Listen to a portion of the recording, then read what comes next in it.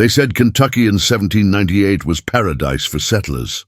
But deep in those green hills, a family turned their farm into a feeding ground. And once you stepped through their door, you never came back out. The road was long, the woods endless. Rain dripped from the black trees like blood from open wounds. A traveler named Samuel Price rode alone, his horse limping, his body soaked and starving. He'd been on the road for days, heading west toward the frontier.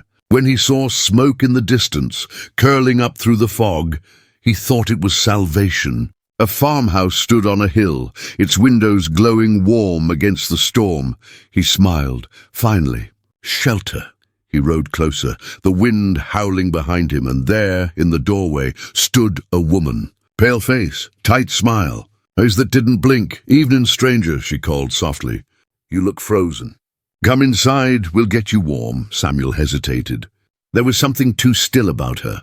Something quiet, like the woods had been holding its breath. But the smell of stew drifted from the open door, thick and rich. He tied his horse to the post and stepped inside. The warmth hit him first. Then the silence.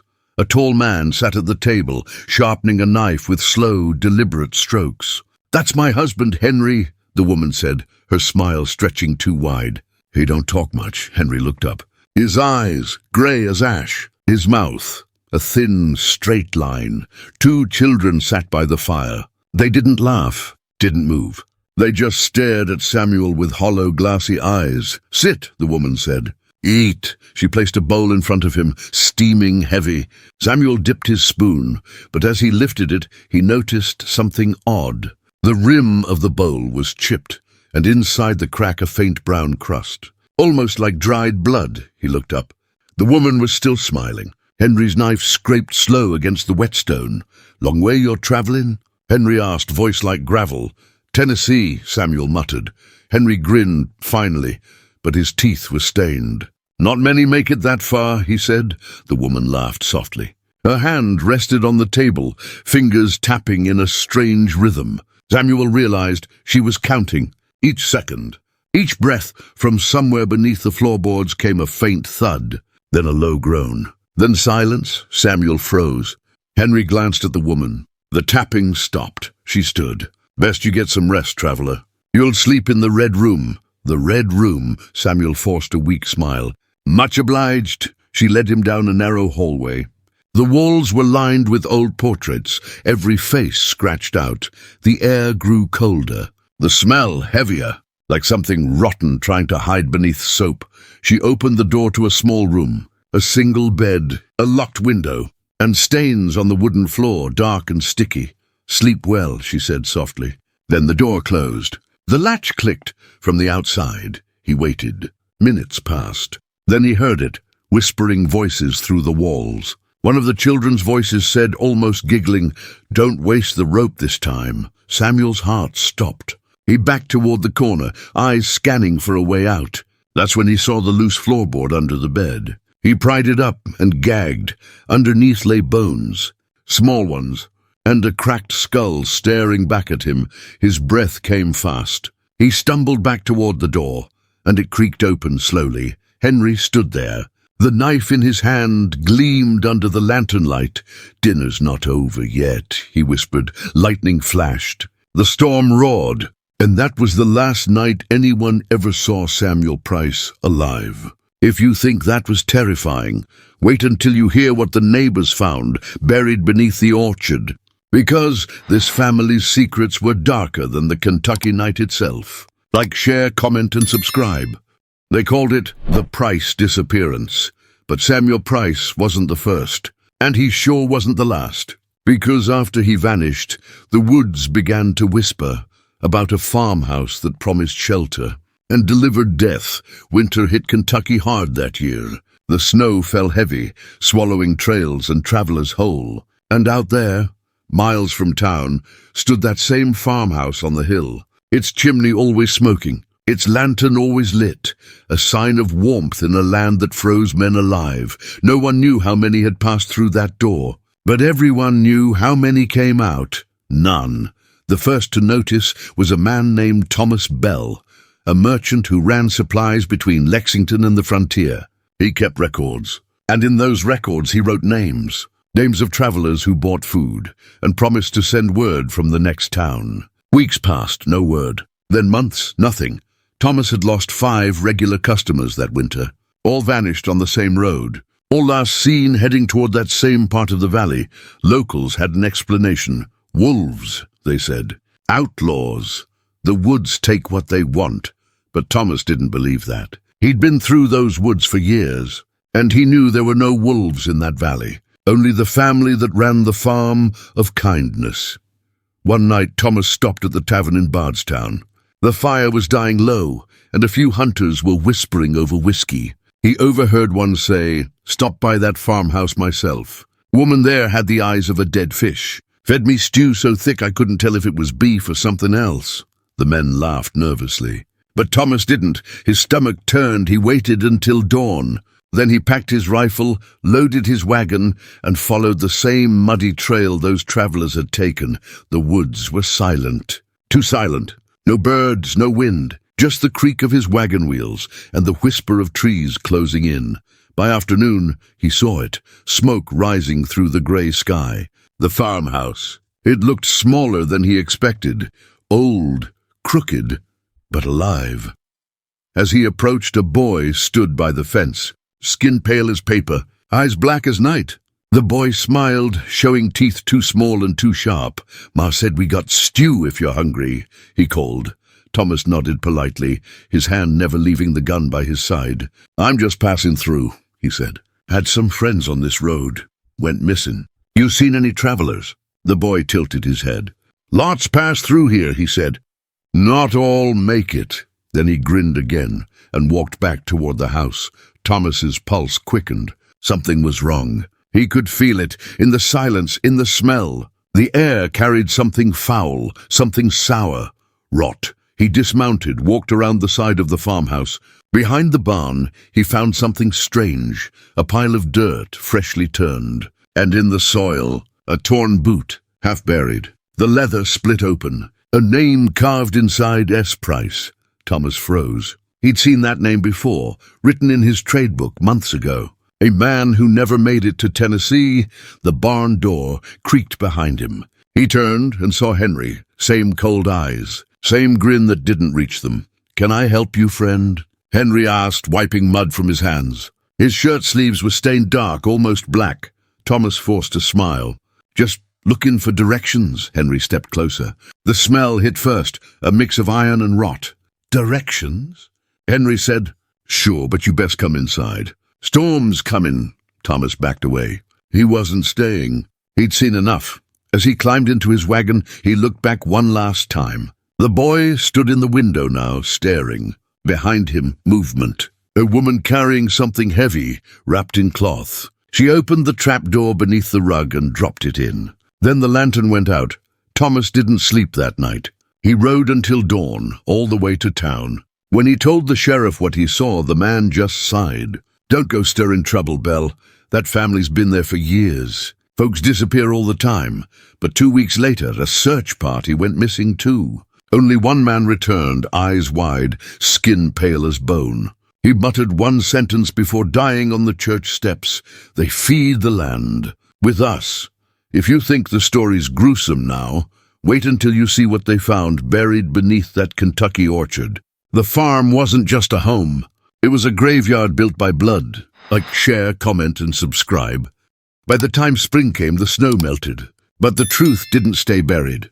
Because when the earth thawed, it began to bleed. And what lay beneath the orchard turned Kentucky's green hills into a graveyard of screams. The rumors spread faster than fire. 5 travelers missing, then 10, then 20, all last seen near that lonely farmhouse by the valley road. But the sheriff still called it coincidence, until a stray hunting dog brought something back from the woods. It wasn't a bone. It was a human hand. The townsfolk had enough. They gathered torches, rifles, and courage, the kind that only desperation could give. At the front of the group was Thomas Bell, the merchant who'd seen the farm and lived to tell it. He led them down the same road, past the same twisted trees, until the lanterns of the farmhouse flickered in the distance. The night was still. The air smelled of wet dirt and something else. Decay. They reached the fence. The gate creaked open on its own.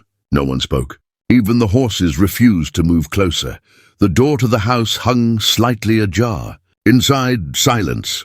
The fire still burned in the hearth, but the chairs were empty. Plates of food sat on the table, cold. One still had a spoon half buried in the stew. Thomas stepped forward. His boots creaked on the floorboards. Then, clunk. A hollow sound beneath his feet. He knelt, pulled the rug back. There it was. A trapdoor. Iron hinges, and the faint smell of blood seeping through the cracks. They pried it open. The first man to look inside dropped his lantern. Below them was a cellar. And in that cellar, bones, dozens, maybe hundreds, some small, some large, all stripped clean. The walls were lined with old crates and barrels, and inside each one, remnants of the missing. Clothes torn, watches, rings still clinging to finger bones.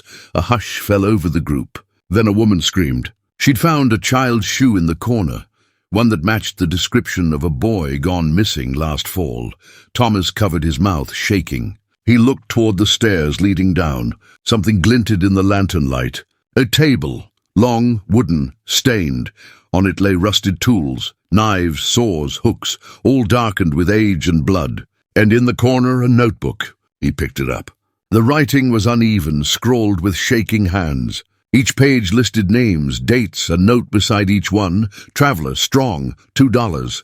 Young man, fought back. Woman, screamed too much. The last page read, "The earth is hungry again. Henry will feed her tonight." Thomas dropped the book. His breath came shallow, because right above the cellar the floorboards creaked. Someone was walking. "Who's there?" he shouted. No answer. Just slow, dragging footsteps. Then a thump and a voice. Soft, female, whispering through the cracks. "You shouldn't have come here, Thomas." The group scrambled up, rifles ready. The door slammed shut above them. Darkness swallowed the cellar, and from somewhere in the pitch black came laughter, high-pitched, childlike and wrong. They fired shots upward. The boards splintered, light slicing through the gaps. When they climbed out, the family was gone. The woman, the man, the children vanished into the woods. But the orchard behind the house told the rest of the story, because as the dawn broke, the first rays of sunlight revealed uneven ground. Fresh mounds of dirt, row after row, and sticking out of one mound, a hand reaching toward the sky, stiff and grey. They started digging. By midday, they'd uncovered more than 30 bodies, all missing people, all buried under apple trees that bore blood-red fruit. That's when Thomas realized the sweetness in the air wasn't from the orchard. It was from death itself. You think it's over? It wasn't, because that night the townsfolk tried to burn the farm down. But something, or someone, fought back. The real horror was only beginning. Like, share, comment, and subscribe. They thought the nightmare would end when they burned the farmhouse down. But what they didn't know was that some things don't die in fire. They feed on it. By sundown, the whole town had gathered. Men with rifles, women clutching lanterns and crosses, children hidden behind wagons, peeking through trembling fingers. The orchard still stood, quiet, too quiet, with those crooked apple trees swaying under a blood-red sky. The farmhouse loomed in the center like a scar that refused to heal. Inside it, they believed, the murderous family still waited.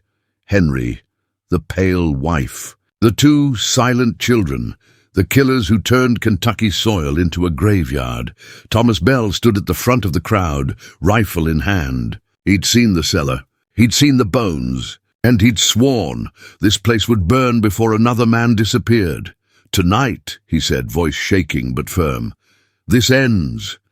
The townsfolk lit their torches. The flames danced against the dark, shadows crawling over their faces like restless ghosts. They moved forward, step by step, until they stood before the porch. The front door was open. The firelight flickered across the empty hall. The house breathed, creaking, sighing, like it was alive. "Henry," Thomas shouted, "come out and face what you've done." No answer. Just wind and the faint sound of something dripping inside. Then a laugh, faint, from the cellar. The crowd froze. The laugh turned into a low humming, the same lullaby the woman had sung to her children the day before a traveler vanished. It rose and fell, echoing through the walls. "Burn it!" Someone yelled. "Burn it to the ground!" The torches flew. Flames licked the wooden walls, crawling upward fast. Smoke poured from the windows, black and heavy. The fire spread through the kitchen, across the porch, into the rooms soaked with old secrets. For a moment, it felt righteous, justice. The screams of the innocent buried beneath the orchard finally answered by fire. But then the voices began, not screams of pain, screams of laughter. From inside the burning house, the woman's voice sang through the smoke, louder now. "Fire can't cleanse what the earth has claimed." The flames roared higher, the windows shattered, and inside, silhouettes moved. The family, standing in the fire, not burning, their faces blank, their eyes glowing red. A man screamed, dropped his torch, and ran. Another fired his rifle. The bullet passed straight through the woman's figure, hitting nothing. The fire twisted, turning into a storm of embers that rained down on the crowd. Panic erupted. People ran in every direction. The orchard caught next, trees bursting into orange light, the fruit dripping red like blood. Thomas covered his mouth, shouting orders, but the smoke was thick, choking, alive. He stumbled toward the porch, trying to see through the inferno. Through the haze he saw Henry, standing in the doorway, face half burned, smiling wide. "You can't kill what was born dead," Henry said. Then he stepped back into the flames and disappeared.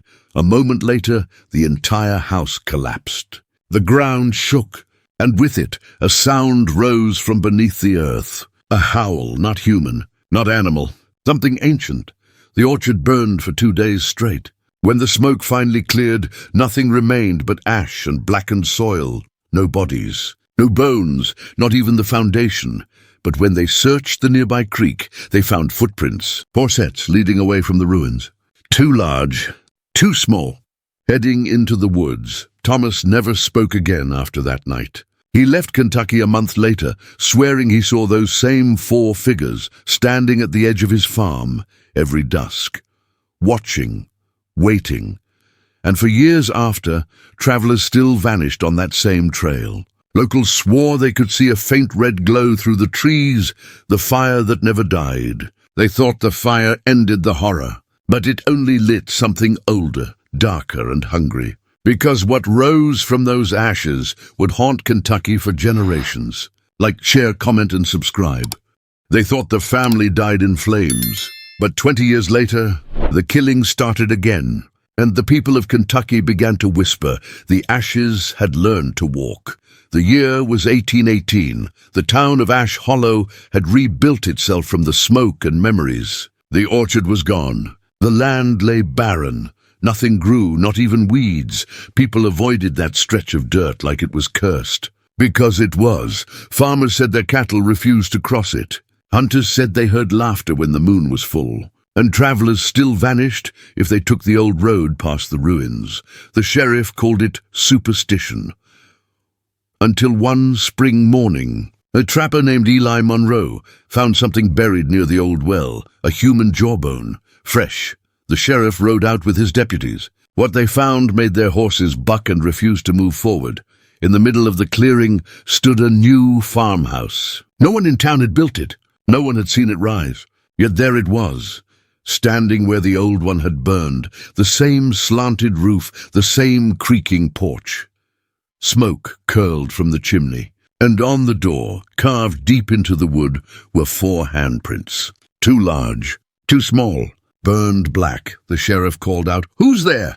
No answer, only the creak of floorboards from inside. One deputy stepped forward, rifle ready. He pushed the door open. The house was empty. No furniture, no footprints, just ashes, spread evenly across the floor, like someone had sprinkled them there on purpose. Then the sound. Soft humming. A lullaby, the same one the woman used to sing. The sheriff's blood ran cold. "Everyone out," he said quietly. But before they could leave, the door slammed shut. The temperature dropped. Their breath turned white, and on the far wall, letters began to appear, forming out of the ash. "Welcome home." The deputies fired their guns, but the smoke thickened, swallowing the flashes. Screams followed. When the townsfolk finally broke down the door the next morning, the house was empty again. No men, no bodies, just rifles laid neatly on the table, still warm. That's when the killings began again. Livestock found mutilated, children disappearing near the creek. A peddler hung upside down in a tree, his skin peeled like fruit. The people of Ash Hollow whispered the name they swore they'd never speak again. The Harper family, the killers who turned a farm into hell. One night, a widow named Abigail saw lights near the old orchard. She said she heard children giggling, two small figures running between the dead trees. When she called out, they stopped, turned, and smiled. Their eyes glowed red like embers. Then they vanished into the mist. By dawn, Abigail was gone too. All that was left was her nightgown, folded neatly on her porch. Soon, no one dared to leave their homes after dark. The local preacher called it the devil's second harvest, and as he preached under candlelight, the candles flickered. He froze, because through the church window, he saw them. 4 figures standing in the rain. The man, the woman, 2 children, silent, watching him. The preacher screamed, but by the time anyone turned, they were gone. Just puddles of muddy footprints leading back toward the orchard. By the end of that year, Ash Hollow was empty again. Every house abandoned, every door swinging in the wind. They say if you walk that road today, you'll see it. The house still stands, perfect, like it never burned. And sometimes, you can see shadows through the windows. A family sitting at dinner, heads bowed, whispering grace over something that isn't food. Locals warn travelers never to stop there, no matter how late it gets. Because those who do, don't come back out. The Harpers didn't just kill for pleasure. They built something darker than death itself. Something that still breathes beneath Kentucky soil. Like, share, comment, and subscribe. They burned the house. They buried the land. They even changed the town's name. But evil has a way of remembering its roots. And in Ash Hollow, the roots go deep. For 50 years, no one dared to speak the Harper name. Ash Hollow vanished from maps. The land was sold, fenced off, and declared uninhabitable. Locals called it the Silent Acre, but silence has a sound of its own. By 1868, the war had ended, and a man named Samuel Turner came looking for cheap farmland. He'd heard rumors of an abandoned property, fertile soil, a running creek, and a lonely stretch of woods. He bought it for $2 silver. No one told him why it was so cheap. The day he arrived, he found the ruins buried beneath vines and moss. The old well, the blackened orchard, and in the center, the remains of a house that shouldn't have existed. But here's the strange part. The house looked new again, untouched by time. The wood was smooth. The windows were clean. The air smelled faintly of apples and smoke. Samuel thought it was a blessing. It wasn't. He moved in by sundown. His wife, Martha, unpacked their things, while their 2 sons chased each other across the yard. But when night fell, the laughter stopped, and the house began to breathe. The floorboards creaked in rhythm, like footsteps pacing beneath the ground. The walls pulsed faintly, as if something alive pressed behind them. And from the cellar came that sound again. The lullaby, soft, slow, and wrong. Martha asked, "Sam, did you hear that?" He forced a smile. "Just the wind," but it wasn't the wind. The next morning, their youngest boy, Jacob, came inside carrying an apple, red, perfect, shining like glass. "Where did you find that?" Samuel asked. Jacob pointed toward the orchard. But there were no trees there. Not anymore. When Samuel went to look, the orchard was there. Dozens of trees, tall, heavy with fruit, stretching across the field that had been barren for decades. Each trunk was gnarled, twisted, shaped like people. Bodies straining upward, mouths open, hands reaching toward the sky. He backed away slowly. And that's when he saw it, a carving in one of the trees, a name. Henry Harper. That night, Samuel woke to his wife's whisper. "Sam, there's someone in the house." He grabbed his lantern, heart pounding. The hallway was empty, but the door to Jacob's room was open. The bed, empty. "Jacob," he called. Then he heard giggling. 2 children's voices, soft, familiar. They were playing in the parlor with someone else. A woman's shadow bent over them, humming. Samuel raised the lantern, and the woman turned. Her face was pale as ash, eyes glowing red. Her mouth split into a smile too wide for her face. "Welcome home," she said.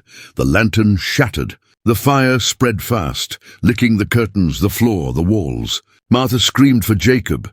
Samuel dragged her outside, choking on smoke. The house burned for 3 days straight. When it finally fell, the land cracked open, revealing the old cellar underneath, untouched by flame. Inside, the sheriff found what looked like hundreds of bones, and among them, 4 chairs, perfectly placed around a table. Each chair had a name carved into it: Henry, Mary, Thomas, Rose, the Harper family. The same ones who vanished 70 years before, but that wasn't the end.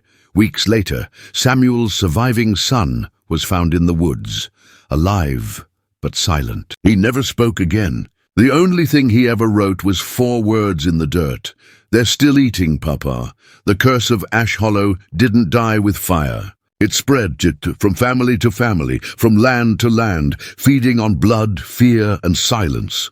And next time we uncover where that curse went next. Because the Harper's bloodline didn't end in Kentucky." Like, share, comment, and subscribe. They thought the Harpers were gone forever. They burned the house, unearthed the cellar, and fled Ash Hollow. But blood remembers, and blood always finds a way back decades past. Ash Hollow faded from maps and memory. Yet whispers persisted among the old families, travelers lost in the hills, children vanishing along the forgotten trail, and shadows moving just beyond sight. By 1905, the valley had grown quiet again. A family from out of state, the Carters, moved into the area, unaware of the land's dark history. The house they restored was built on the ruins of the Harper farmhouse. New timber, clean walls, but beneath the foundation, the soil remembered. The Carters' youngest child, Emily, found something strange in the orchard behind the house: a buried box. Inside, wrapped in tattered cloth, were old dolls. But these weren't ordinary dolls. Their eyes were chipped, but seemed to follow her. Each doll had a name etched on its chest: Henry, Mary, Thomas, Rose. That night, Emily couldn't sleep. The dolls whispered. Soft, echoing voices carried through the nursery. And the lullaby, the same one from the 1798 farmhouse, began humming from the shadows. Her father, Thomas Carter, thought it was the wind. Her mother dismissed it as imagination. But Emily insisted, "They want me to play. They want me to stay." Over the next weeks, the family noticed changes. The orchard grew unnaturally fast. Apples ripened overnight, red and glistening like drops of blood. Footprints appeared in the mud, 4 of them, adult and child, moving across the yard. At night, furniture moved on its own. Doors opened and closed, and Emily's dolls were never in the same spot twice. One evening, Thomas Carter followed Emily as she wandered outside. She stopped at the edge of the orchard, staring at the ground. And then the soil cracked. 4 pale hands emerged, dragging themselves upward. Eyes glowing, smiling. It was them, the Harpers, risen once more, calling to the child. Thomas screamed and grabbed Emily. The family ran toward the house, but the front door slammed shut on its own. Inside, whispers filled the air. "Join us. Play with us. Stay forever." The Carters escaped through the back window, but the house was different when they turned back. It was older, creaking, alive, and Emily, she never spoke of what she saw, only played silently with the dolls at night. And sometimes, when the wind rustled the orchard trees, she would smile. The Harper's curse didn't end in Kentucky. It survived the centuries. It hunted through bloodlines and shadows, waiting for its next family. Like, share, comment, and subscribe. 2 centuries have passed. The forests have grown, towns have changed, and yet the Harpers are still there, watching, waiting, feeding, and anyone who steps too close to their land might never leave. Today, the valley is quiet. A small, sleepy town stands where Ash Hollow once was. Tourists pass through, snapping photos, unaware of the ground beneath their feet. But locals know better. They whisper to newcomers, "Stay off the old road. Never touch the orchard, because the curse lives."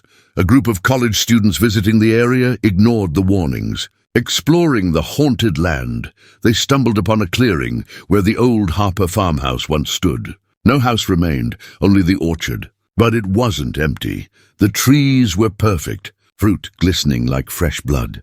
And beneath one tree, 4 figures stood, indistinct at first, but slowly forming shapes. A man, a woman, 2 children. Their eyes glowed red in the moonlight. Their mouths curved into unnatural smiles. The students froze. One whispered, Is that real? Before they could move, the ground shook.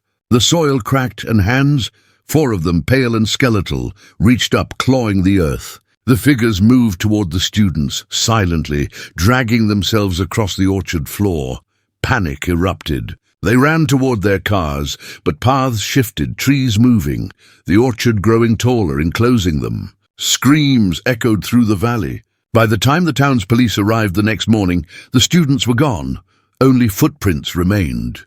4 adult, 2 small, leading back into the orchard and disappearing into the earth.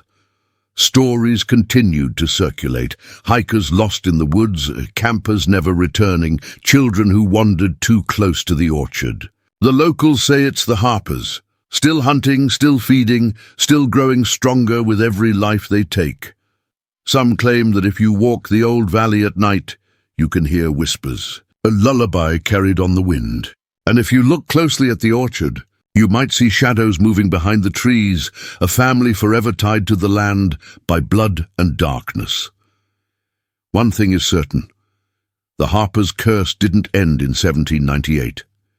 It never did, and it never will. The farm of horrors still waits. The Harpers still watch, and their bloodline continues to claim victims. Even today, like, share, comment, and subscribe if you dare. And remember, some legends are alive, some evil never dies, and some families never leave their farm.